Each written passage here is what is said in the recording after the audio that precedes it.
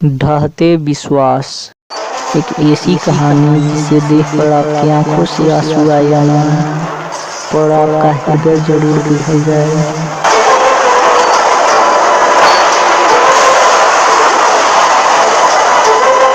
तो दोस्तों, आज का यह वीडियो बिहार बोर्ड मैट्रिक के कक्षा 10 के वर्णिका भाग 2 के दूसरे पाठ ढहते विश्वास कहानी के सारांश पर आधारित है, जिसे देखने के बाद आप बिना किताब पढ़े भी ऑब्जेक्टिव और सब्जेक्टिव क्वेश्चन के जवाब को दे पाएंगे। तो चलिए वीडियो को शुरू करते हैं। वीडियो को शुरू करने से पहले हम इस पाठ के लेखक के बारे में जान लेते हैं। तो इस पाठ के लेखक सातकोड़ी होता है। सातकोड़ी होता उड़िया के एक प्रमुख कथाकार है। इनका जन्म 29 अक्टूबर 1929 ईस्वी में मयूरभंज उड़ीसा में हुआ था। अब तक इनकी 1 दर्जन से अधिक पुस्तकें प्रकाशित हो चुकी है।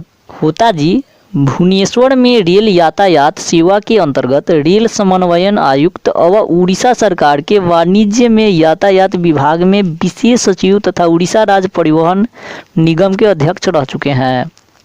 इनके कथा साहित्य में उड़ीसा का जीवन गहरी आंतरिकता के साथ प्रकट हुआ है। यह कहानी राजेंद्र प्रसाद मिश्र द्वारा संपादित एवं अनुदित उड़िया कहानियों की चर्चित कहानियों से यहाँ संभार संकलित है। इस कहानी की मुख्य पात्र लक्ष्मी, जो देवी नदी के किनारे एक छोटे से पुआड़ की झोपड़ी में रहती है। उसके साथ इसका बड़ा बेटा अच्युत तथा 2 लड़कियां और गोदी में एक छोटा लड़का रहता है। लक्ष्मी के पति लक्ष्मण कोलकाता रहते हैं। उनकी आमदनी से घर का खर्च न चल पाने के कारण लक्ष्मी तहसीलदार साहब के यहाँ कुछ छीट-फूट काम कर लेती है और जो पैसे वहाँ से मिलते हैं उससे अपना भरण पोषण करती है। कुछ दिन पहले आंधी में घर टूटने के बाद कर्ज मांगकर पुआल का घर बनाई है लक्ष्मी ने। लक्ष्मी के पूर्वज 1 बीघा जमीन छोड़ गए हैं जिस पर वह खेती करती है, पर लक्ष्मी जहाँ रहती है वहाँ का जनजीवन सूखे और बाढ़ के प्रकोप से हमेशा घिरा रहता है। अचानक सूखा पड़ने के बाद बारिश शुरू हो जाती है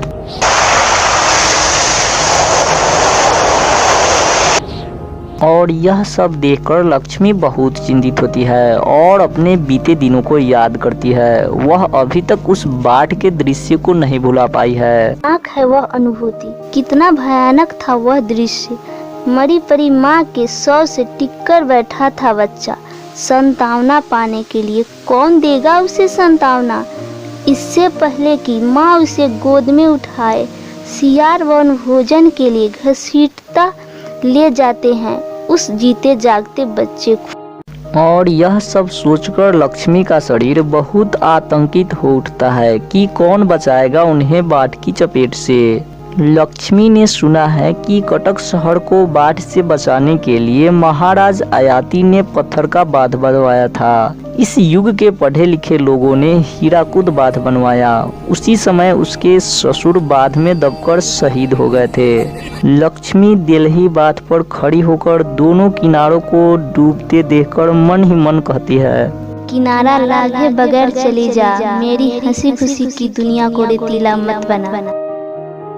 गांव के लड़कों को इकट्ठा करके गुण निधि ने स्वेच्छा दल का गठन किया है। लड़कों को साथ देने के लिए बूढ़े भी कमर कसकर निकल पड़े हैं। बूढ़े उपदेश दे रहे हैं। रेत की बोरी को इकट्ठा कर तटबंधों पर डाला जा रहा है। लक्ष्मी ने भी अपने बड़े बेटे अच्युत को तटबंधों को देखभाल करने के लिए भेज दिया है। लक्ष्मी अपनी 2 लड़कियों तथा छोटे लड़के को गोद में लेकर डरी बैठी है। वह गुण निधि से पूछती है, हिम्मत बढ़ रही है क्या छोटे, सकोगे? क्यों नहीं सकेंगे मौसी, निठल्ले लोगों के लिए जगह भी तो नहीं है दुनिया में। जिस मनुष्य ने काठ जोड़ी का पत्थर बांध बनवाया है, हीराकुद बांध बनाया है, वह मनुष्य अभी मरा थोड़े ही है।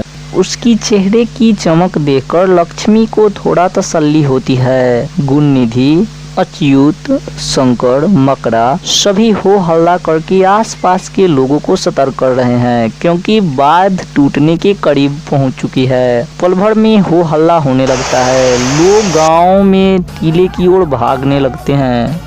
कुछ लोग टीले में शरण लेते हैं तो कुछ लोग स्कूल में। स्कूल के बगल में एक बरगद का पेड़ है जिसके नीचे देवी का स्थान है। लोगों का देवी पर जो भरोसा रहता है वह टूट जाता है। उनके साथ भगवान द्वारा विश्वासघात होता है और इसी कारण से लेखक के द्वारा इस कहानी का नाम ढहते विश्वास रखा गया है। लोग टीले पर इतनी संख्या में हैं कि सीधा खड़ा होने तक की जगह नहीं है। लक्ष्मी भी अपने लड़के को गोद में लिए टीले की ओर दौड़ती है, पर देखते देखते पानी उसके घुटने तक आ पहुंचती है। अच्युत को वह चिल्लाती है पर उसका कोई आता पता नहीं मिलता है।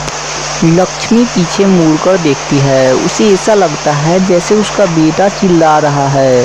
बरगद के पेड़ तक पहुंचते पहुंचते पानी उसके गर्दन तक आ पहुंचती है। लक्ष्मी को पानी में चला नहीं जाता है, पर कैसे भी करके वह बरगद के पेड़ पर चढ़ जाती है और बेहोश हो जाती है। उसका जब आँख खुलता है तो वह पाती है कि उसका बेटा वहाँ पर नीचे नहीं रहता है। वह बगल में पानी में जाते बच्चे को उठाकर गले से लगाकर जोर से चिल्लाती है।